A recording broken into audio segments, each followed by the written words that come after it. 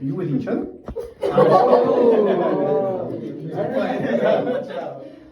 Okay, so you are in a relationship. There's one. Huh?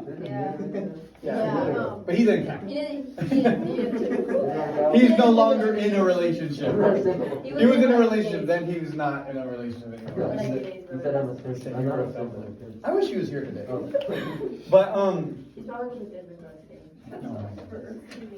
But it's a very important time of life, and it's really important for us to really pay attention to these lessons. And we're going to go through 3 different parts. And lesson 1, we're not going to finish today, but I wanted to make an introduction into what the curriculum is going to be. First, we're going to talk about our mutations, confusions, transitions. You know, the changes that are going on in the teenage mind and body and spirit. There is a lot of changes going on. And they really don't stop until you're in your 20s, in even your early 20s, right? And then we're going to talk about the biblical view of a guy-girl relationship. We're going to talk about the differences between what the world is saying a relationship should be and what God says a relationship should be. And then we're going to talk about a wonderful someday. What am I referring to when I say a wonderful someday?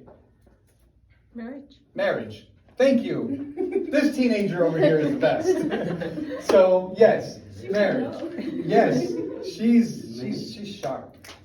So, exactly right. Marriage. One day, y'all are going to get married. There's going to be a day when one of you boys are going to be standing in front of a church, waiting for your bride to walk through the doors. And I'm telling you, man, I've done that twice. It's nerve-wracking. You're going to sit there and you're like, oh my goodness, did I? What if they're late and you're just like waiting there?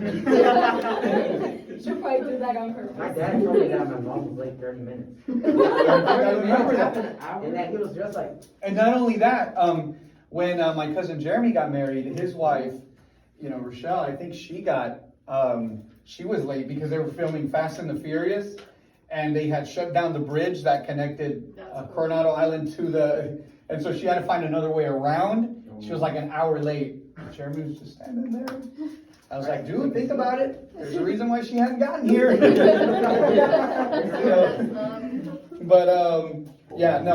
nerve-wracking. You're standing up there, and you're hoping that everything goes perfect. It's a big, big day, but it's wonderful. It's a wonderful, wonderful day to get married. And girls, I'm sure y'all are thinking about it in some way, capacity. And maybe not yet, but maybe there's a thought that starts going into your mind about a wonderful someday when you meet Prince Charming and you meet the right guy. And guys, when you meet the right girl. And hopefully that never changes, all right? If you're a guy, you should always want to meet the right girl. And if you're a girl, you should always want to meet the right guy.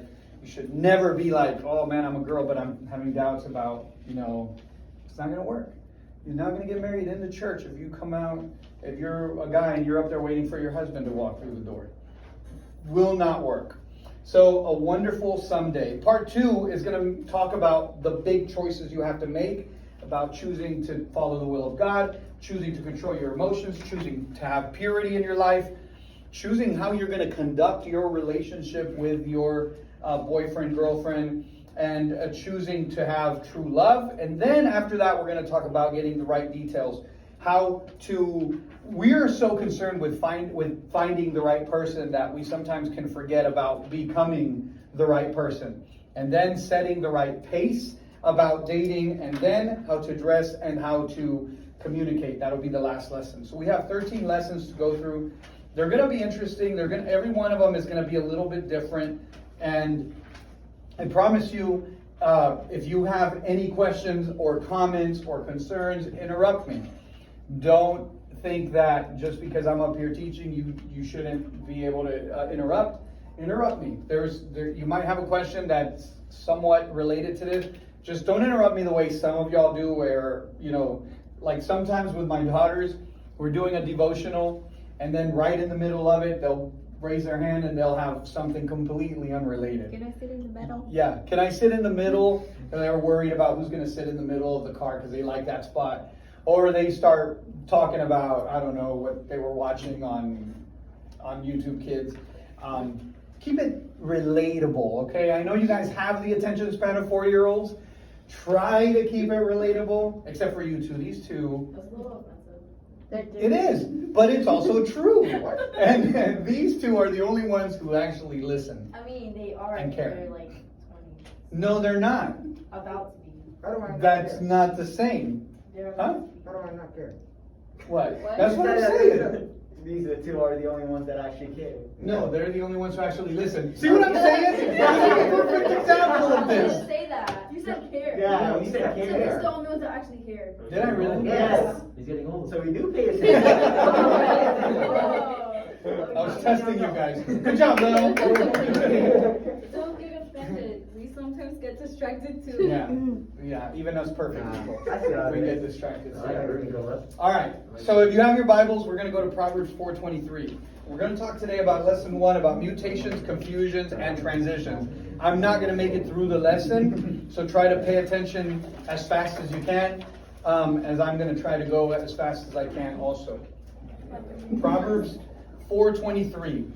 Proverbs 4:23 says this: "Keep thy heart with all diligence, for out of it are the issues of life."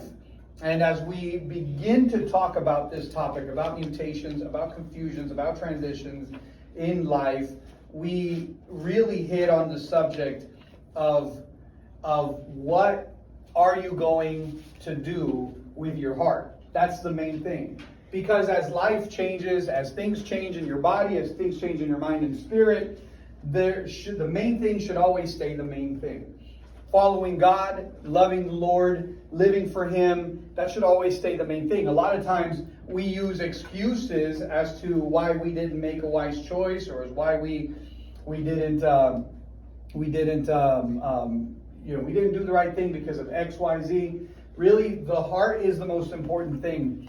Karen was telling me about this thing she saw on Facebook, that a lot of times, and I've seen it before, and you might have heard it before, but the heart of the problem is usually a problem of the heart. And I've experienced this so many times with people that I've counseled, with young people that I've counseled, even adults. I was counseling an adult, all right, because this person is married with children, and they were just having a lot of trouble in their work. And one of the things that I said was really problems that were attitudinal. And I said, hey, look, first fix yourself, and if things don't fix around you, then you know that might be that God wants you to leave or find something else. But the first place you should look at is inward. The Bible says, keep your heart with all diligence, for out of it are the issues of life. And understand that the word diligence means that is a constant battle. I just started working out yesterday. Guess when I wanted to quit? Yesterday. I'm serious. I got in there. I was like, because I know the workout, so I was going through it in my mind. And I'm like, man, I feel like I'm close to being done. And then I pulled up my list and I looked at my phone, and I had so many other ones to go to, and my heart just sank. And I was like, it's not so terrible. I know I've only gained 14 pounds since August. I'm just okay, right? I wanted to quit. But it's going to take diligence for me to get to where I was.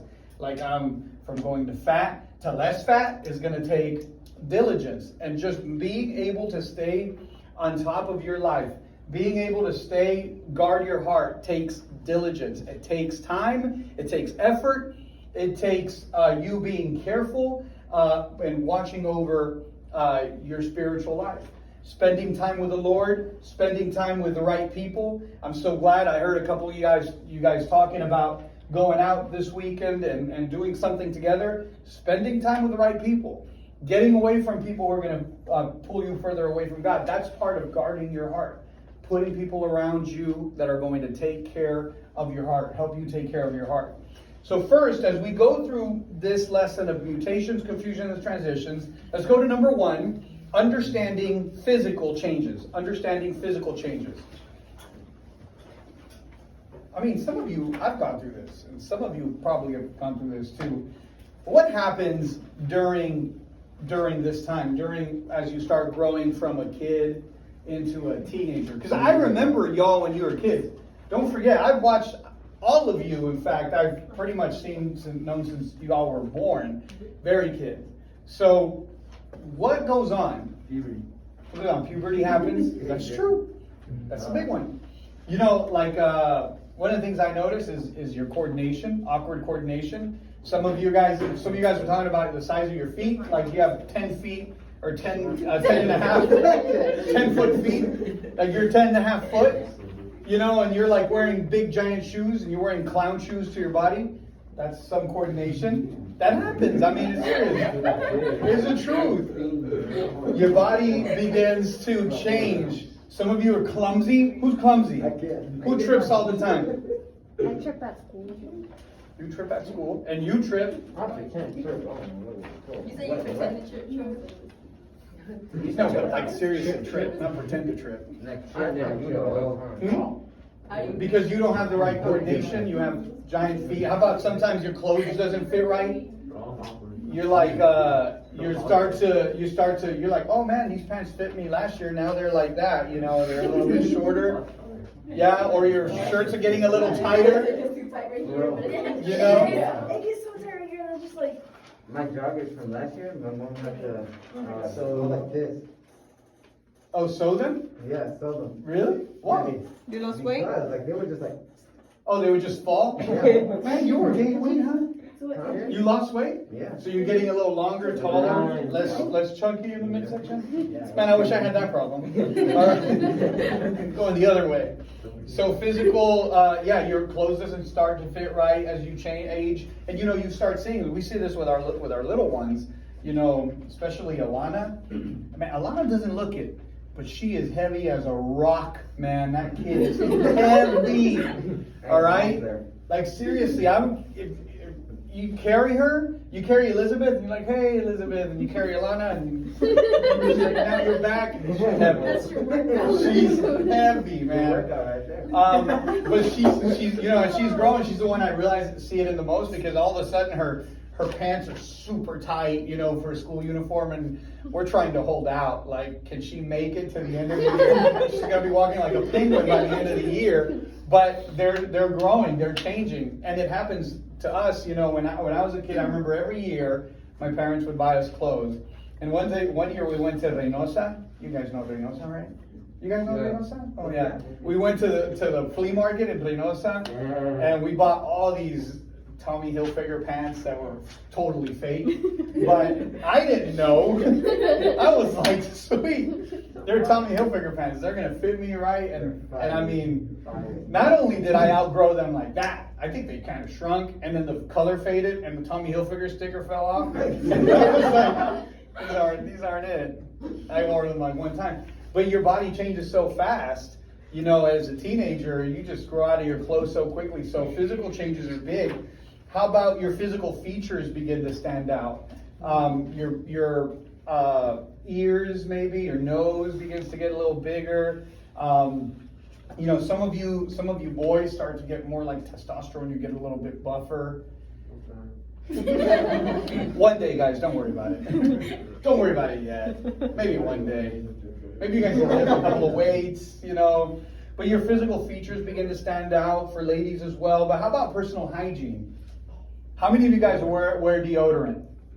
How many of you guys Oh, that's really great. Yeah, y'all wear deodorant. I would never know. I promise I'd never know that you guys wear deodorant. Y'all stink. I remember the first. Do you guys remember? Do you remember the first time you put on deodorant? Huh? Do you guys remember the first time you put on deodorant that you were like, man, what's that smell? And you realize it's you? I remember the first time. I remember the first time. I remember the first time I was like, man, somebody stinks in here. And it was me. My mom, she's like, apesta. Yeah. My dad, my mom's like, hey, dame ese chamaco de desodorante. My dad's like, alright, you take it off and you go like this. Alright, okay. And it's like, oh, it feels weird. Y'all Mexicans don't sugarcoat anything. Mexicans don't know how to be like, hijo, estas.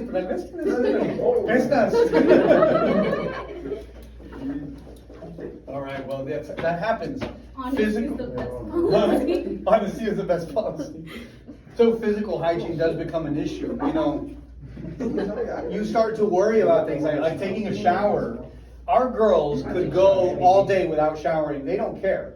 We get home and mom tells them, you know, hey, go shower. And they're like, oh man, I don't, you know, they don't like it. They could go all day without showering. And they stink, man, those little kids. They stink so bad. But they don't care about that. You start caring about your personal hygiene when you start getting into your teenage years. You start kind of like noticing that, you know, other people are paying attention to you. You start paying attention to it yourself. You also become, how about more sensitive to your appearance? You start worrying about your hair all of a sudden. And it's important to wear makeup for the ladies. Like back then, you wouldn't care if someone just randomly took a photo. Now Apparently some of you wear too much. Bro, shut up. Shut up. Yes.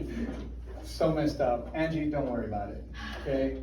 I was kidding. It's just, Willie's really mean sometimes. Oh, it's not my fault. Don't worry about those yellow lemon pepper steppers. They're also cool. They're Crocs. They're Crocs. This is I all like Crocs. them. They're Crocs. But you do care about your appearance. You care about how your clothes fit. You care about how your hair is going to be styled. You care about how your shirts are going to start fitting, and the kind of cologne you wear and the perfume you wear. You want to look good. When you start getting older and you start getting facial hair, you know, and some girls get that peach fuzz, and they're like, I'm gonna shave that thing off right away, right? Doesn't it grow back though? For girls, like It does, I guess. I Yeah, don't know. it grows thicker, doesn't it? Yeah. Like for us, like if we shave our mustache, that thing is gonna come out like Yeah. Some of y'all have little half mustaches right now. One day you're gonna be full on shaving, you know? I need Full on to save it.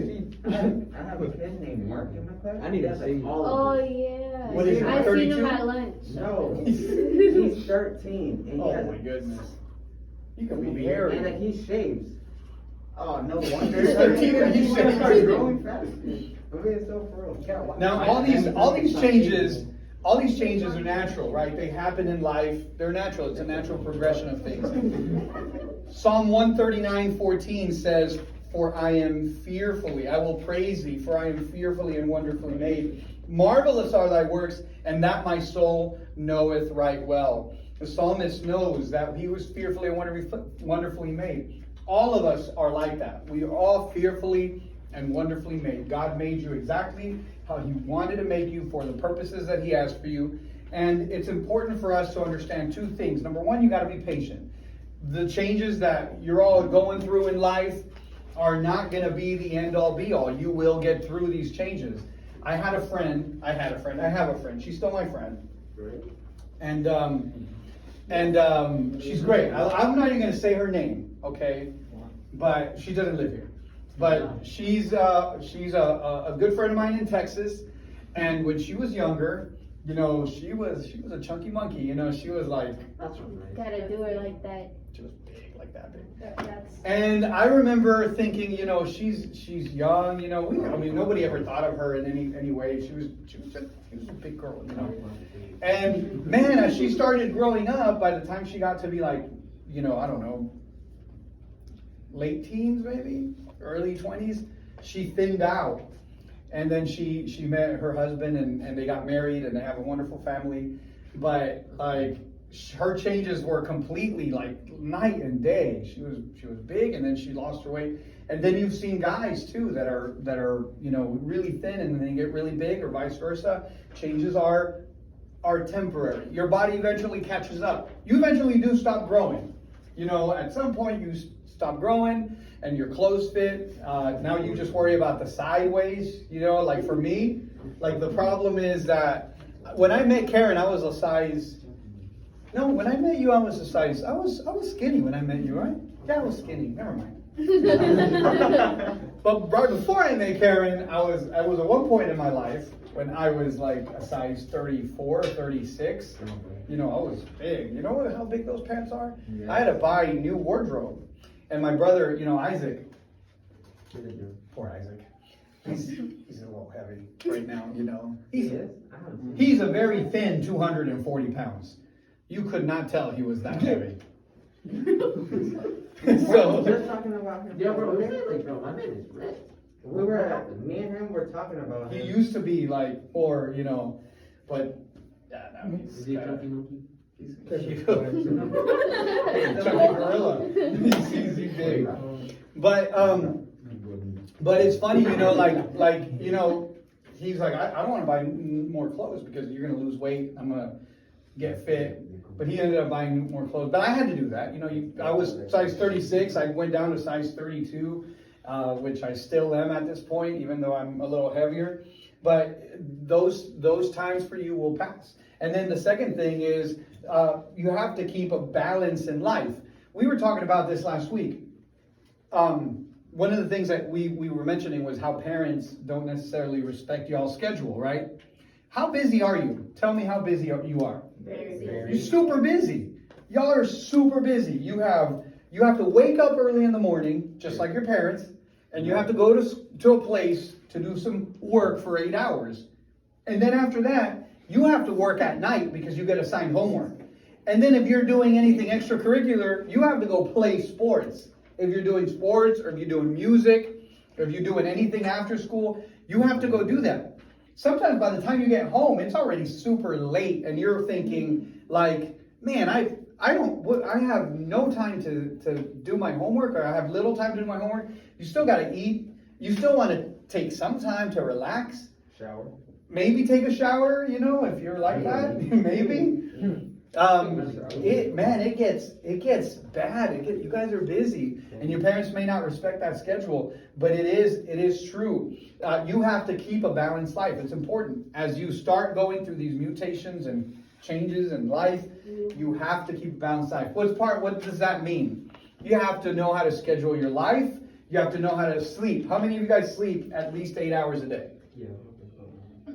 That's crazy. None of you sleep 8 hours a day? Oh, yeah. You sleep 8 hours a day? Yeah. I'm surprised you guys don't sleep 8 hours a day. Well, I take like, naps like and then me, sleep. on Tuesdays and Thursdays. Wait, Hey, raise your hand, raise your hand. There's some short naps during the day. But... Hey, Minea needs a tutor. He's using his fingers to count. He's using his fingers. Get on Minea over there. She be sleeping more than 8 hours. Oh, really? On the weekend, she be waking up at 12. Yeah, but what time do you go to That's the bed? earliest I go time. to bed If y'all wake at me up. 7. Sometimes. It's important to keep that time. It's important to keep that balance, all right? These are practical things that we're talking about. Number 2, we're going to start number 2, and we'll quit early on it. We have to understand the mental and intellectual change. Mental and intellectual change. Mental. Please tell me you guys know how to spell that. Yeah, what's intellectual? Intellectual. Wait. She knew how to spell it. Are you guys sure? Intellectual. INTELLECT.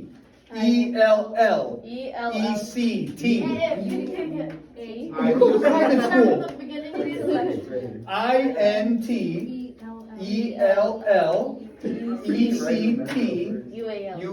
Angie knew how to spell it. Angie's like, I spelled it right. what? Forgot how to- It's my You spell it Mexican? I understand that. Okay. I don't remember. I just told